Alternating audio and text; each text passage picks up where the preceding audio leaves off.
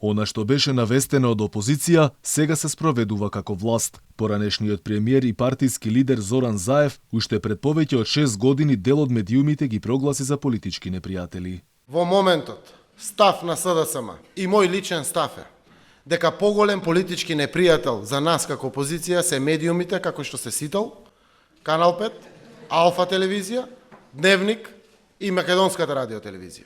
Алфа е единствената која остана трн во око. Следуваа суптилни и не толку суптилни закани кои само добиваа на интензитет.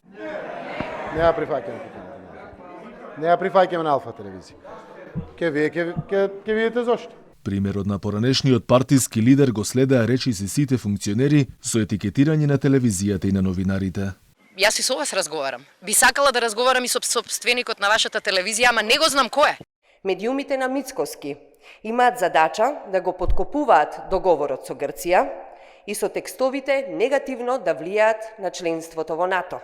Но по притисокот врз Алфа не останаа само закани. Власта ги користи сите механизми кои стојат на располагање во обид да ја замолчи единствената критичка телевизија која остана во македонскиот етер. Како што расте гледаноста на Алфа, а паѓа рейтингот на власта, така се засилуваат и притисоците. Телевизијата речиси секој ден е домаќин на различни инспектори, истражители, обвинители. И покрај сите проверки и чешлање на документацијата со години, досега не успеа да најдат ништо неправилно и незаконско.